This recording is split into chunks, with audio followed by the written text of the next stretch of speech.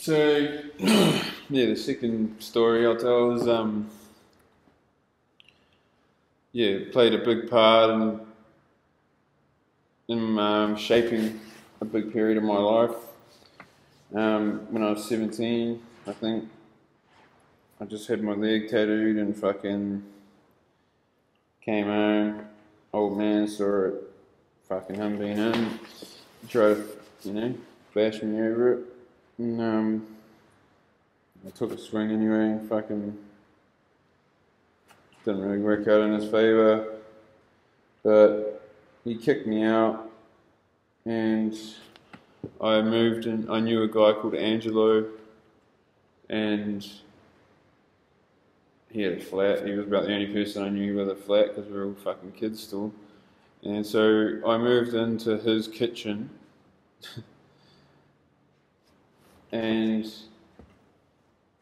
from there, a couple of the flatmates that were in there, Cookie and Wadsy,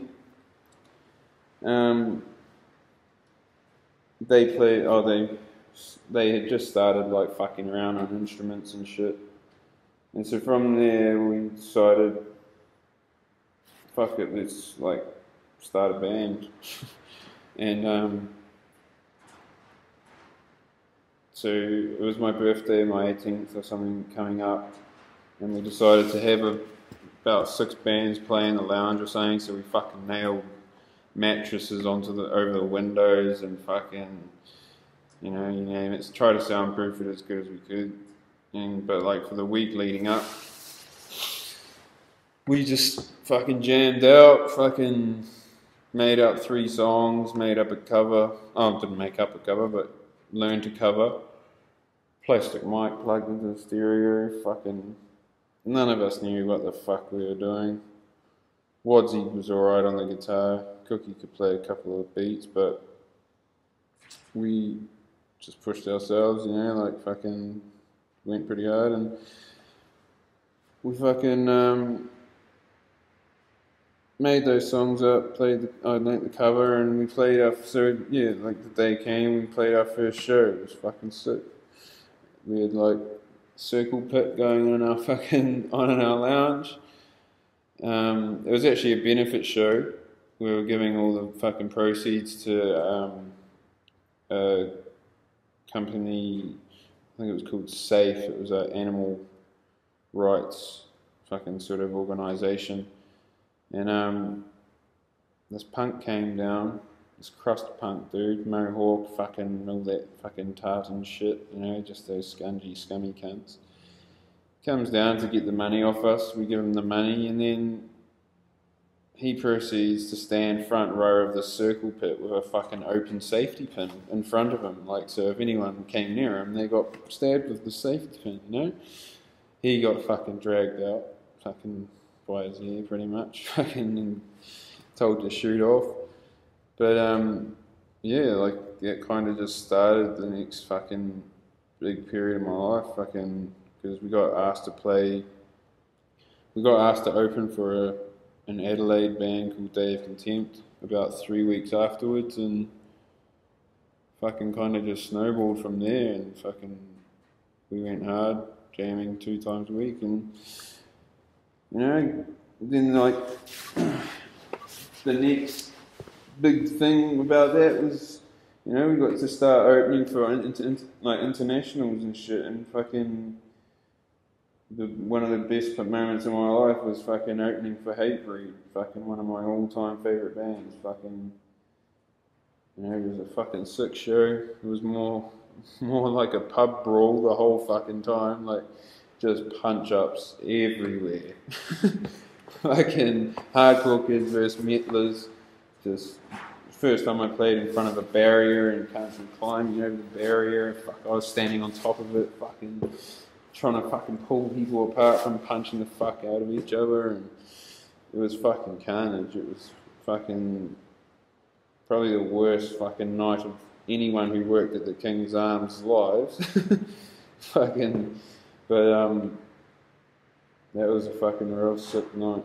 Ended shit because we were driving home and we were driving around Ponsonby smoking joints and shit in the car, and we were trying to find like this Merc that was identical to my mate's Merc because it was an old school one, and we wanted to fucking steal the fucking lights off it. And so we were trying to find this fucking Merc because we'd spotted it during the day, a few days beforehand.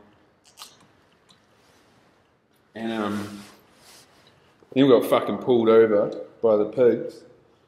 And yeah, first dude comes up, license, blah blah blah, and then he's like, "Is it weed I can smell, boys?" You know, and I'm like, "No, there's no weed in here, bro." And then so he goes and gets his partner, and his partner comes up, and he's the bastard of them. He's like, "Get the fuck out of the fucking car!" You know, pulls us all up. Who's got the fucking weed? Who's got the weed? And we just told them, bro, we just had a joint, mate. We just smoked it all. It's all gone. They weren't happy with that, so they started tearing everything apart, fucking checking our pockets and shit. Pulls the driver aside, fucking starts fucking giving him the hard word, you know, and then comes and asks all of our names and walks away, and then he comes back and he's like, "So, who's Mr. Prendiville?" And I was like, "Oh, fuck. Yes, that's me." And he's like, so how's Damien and Eamon and Casey?" Talking about my fucking cousins and my cousin and uncle and their dog.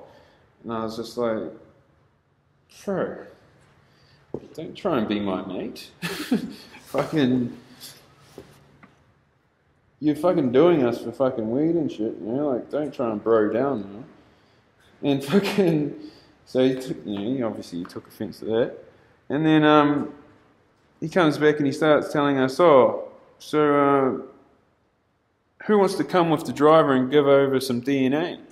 And we're like, "Nah, fuck off." And he's just like, "Come on, Mr. Prendiville, you'll come down, won't you? What would your uncle and cousin say?" And I was just like, "Well, it's voluntary, isn't it?" And he's like, "Yeah."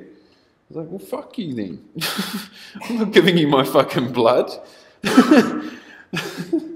Fucking save it. So he fucking wouldn't let anyone drive, even though fucking Boozy was straight edge and he hadn't had drugs or alcohol for fucking years. But he wouldn't let us drive, and so he made us he wanted us to walk home from Ponsonby to Teatu with all of our drum kit, our fucking guitars, all that shit.